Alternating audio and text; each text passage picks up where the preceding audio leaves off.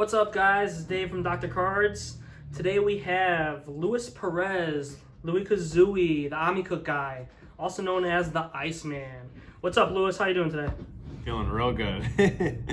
Tell us what you had going on this weekend. What'd you do? Went to Long Beach, decided to kind of go last minute. Went with the team, and we got first place. We actually got first and third. Our teammate Ocasio ended up getting third. Really proud of him. So what was your overall record? My overall record, I went 6-1-1 day one, and then day two I went undefeated. All right, cool. And I got the first place medal, the Let's see that prize treasure card that everybody wants to get a hold of. Let's go ahead and show that. That is beautiful. This is the first, so they reprinted this, right? Yes. And what is that, the first copy? I believe so. Ooh, beautiful. So, tell us about some of your matchups. What was your best matchup? I think overall Cosmic is one of my best matchups. I can usually stabilize their board very easily and just put a lot of pressure on them. All right, cool. And how about your hardest? My hardest, I would say, is usually Fire, but I forgot to bring Radio, which is a really big misplay on my part, and Metal Man was a terror for me. It made the Lightning matchup a lot harder. Metal Man was slapping, huh? Metal Man was slap. I never had to deal with him before, and this was the first event that I had to actually deal with him. So, in your deck, what would you call your MVP? Amicuk. It's Amicuk. 100% Amicuk. You're the Amicuk guy, aren't you? Amicuk guy, yeah. Amicuk does what I need him to do. He kills the beasties that I'm trying to get rid of. He hides, he protects himself, he gets into damage, everything's great. All right, cool. So tell us about the venue, the judging, just overall. What do you think about the event? I think the event ran really smoothly. Dallas had a couple hiccups, ran really long. This one went really smooth.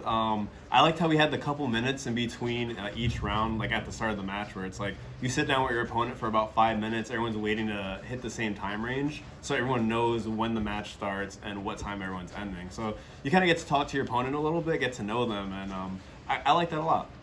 What do you think about the seating, the way the tables were set up, the spot where the judging was? Any comments on that? I think the seating was very well placed. There was a lot of room for everybody, easy access to the judges, which is really nice. And I think having easy access to judges is very important for getting fast rulings done and just judges just moving back and forth. All right, cool. Well, let's take a look at that deck, man. I'm interested to see this. Yes, sir. Like I promised. All right, so we start with 2 Prism Auras, and I believe I have 10 Frost Auras. Yep, 10 Frost. So I play 12 Auras. The main reason I play 12 total, I want Aura consistency, especially in a big tournament. I don't want to be ever in a situation where I don't draw Aura. I don't play the rocks at all, or the artifact, the Aurifacts, since I want the Aura to be consistent. I want to play them as I get them. I don't want to have to worry about them getting destroyed, and then I have to worry about drawing more Aura. So Aura consistency was the big picture for this deck, which is why I played 12. For my Terras, I played 2 Winters and a Lake. I played the special Winter called Chilling Winter. What this does is if a non-Frost Beastie activates their ability, they get frozen for 2. I play it because instead of playing 2 Winters, might as well just, if I get both, it's just a nice little niche thing. Last minute, I decided to put in Lake. My original build didn't have 6 Amicuk. I was playing 4, and as I was playtesting more, I realized how much I missed playing 6 Amicuks. So once I put the 6th one in, I was like, I gotta play Lake again. It just 6 Amicuks in Lake, it's justified. It makes Amicuk a terror when he's swinging for 60 and first striking on defense for, I said 60, for 70, and first strike defending for 70. It makes him such a big menace. And you know, the boy of the hour, probably one of my favorite cards of the deck. 6 Amicuk. He's the burrower. He protects himself. He's evasive. He puts a lot of pressure on board. People do not like to see this guy getting dropped. Next we got 3 Pomola. I play 3 Pomola. Gives snowing when he's awakened. The Paralyze is really nice against critters when I'm able to. Outside of that, the reason I didn't play a 4 Pomola is because I'm also playing a Jack Frost. With Jack Frost, I'm able to also destroy Terras. So he kind of does the same thing Pomola does. Makes it snowing all the time, destroys Terra, about usually the same cost with Winter, and just hits harder, which is really nice. Play a Tizarok, since we have a lot of snowy boys in here.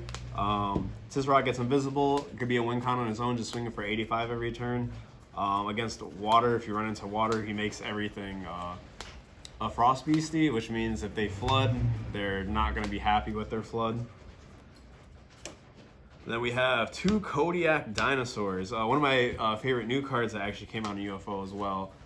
Destroying Terras are really huge. I think we're in a big Terra heavy format, so having access to just freely kill Terra, I think is very strong. And he swings for 90 with Terra, which that kills a Kets. 2 Wahila. Wahila slows down the game, clears tokens. This card has come in clutch so many times, makes it snowing. Wahila, whenever you drop Wahila, your opponent is kind of usually upset about it. And if they can't kill the Wahila, you're usually losing your board. And I play the Ichirok. Ichirok is a really easy answer to a Beastie that you can't answer, or a Power Up Red Beastie. He has Invisible and Confuses, and honestly, the Confuse is really underrated on a lot of people. A lot of people don't expect how much value Confusion does, and even getting like a 1 block with Ichirok just to confuse something, or attacking them to confuse something, can be a big sway for the game. I play 1 First Anniversary Celebration. It's really just to bring Kets down when I need to, or if I run into any like rogue deck that has something I can't reach. And then I play the standard 2 Bookmark, 1 New Year's New Beginning, and a Power Up Red. I play 3 Icy Path.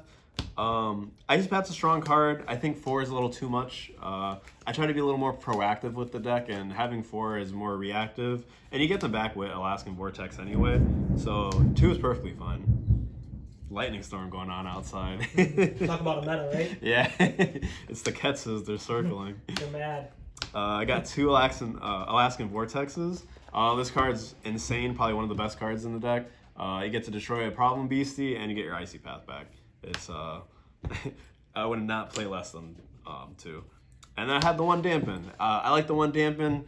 It stops First Anniversary Celebration, stops growth. It really just, you draw it and you use it when you need it to stop something. And this card comes in clutch all the time. I know a lot of people splash it. Let's take a look at the side deck. Yes, sir. I side the other First Anniversary Celebration against Lightning. I think this is the only card I sided into Lightning right now. Since I have so much Terra control into them. Brings down Kets, lets me just be able to kill the Kets more freely. And any other rogue matchups that I need another FAC in. I play an Overgrown City. In my side deck, I side 2 other aura types, so this just makes the aura more consistent with my deck. 1 Devoid Potion. This is really just for Gassy. I kind of wanted a little extra power against Gassy that wasn't just so spell heavy. They can just dampen it. I have 2 Water Aura, and I have the 2 Water Aura for like the water package that I'm siding, which is 2 Dampen. The Dampens are really for the Gassy matchup. They're also for the Mirror match, and they also can be used against Lightning, and also Fire. Can't forget about Fire. One of the worst matchups for this deck. Which is also why I side 3 Crabs. 3 Crabs are a terror for Fire. They usually don't expect Crabs coming in from the side deck.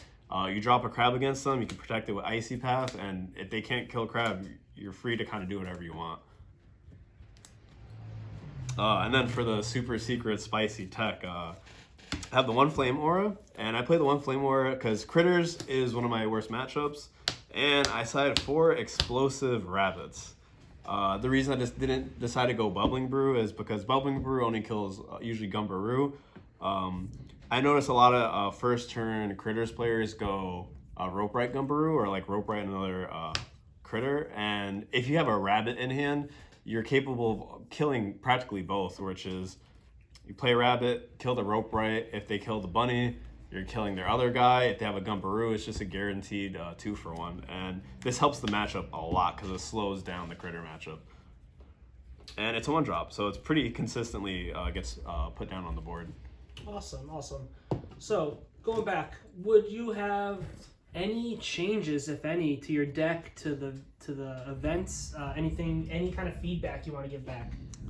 So first thing, like I said in the beginning of the video, definitely fourth wall items are important. I forgot radio. It made my life more difficult to deal with Metalman. If I were to make any changes to the deck, I still want to do more testing with my side deck. I probably want to add something more, a little like a pinch more for lightning, just to make the matchup to deal with Kets better. Like I do feel like I have a good lightning matchup, but to just still kind of push it more in my favor. All right, cool. Well, are there any shout outs you want to make to anybody or anything? Oh, yeah. So, obviously, of course, I got to shout out my sponsor, Dr. Cards and Gaming. Wouldn't be able to make it to where I am without having the people that support me as well. We have the team at Azu CT. Also want to shout out my friend that I always play test with, Josh. We're always getting the good cards together. And then I want to shout out everybody that was at Long Beach. It was a really great event. Everyone turned up. Everyone played their hardest. We had a really stacked top 8, and everyone was great. Awesome.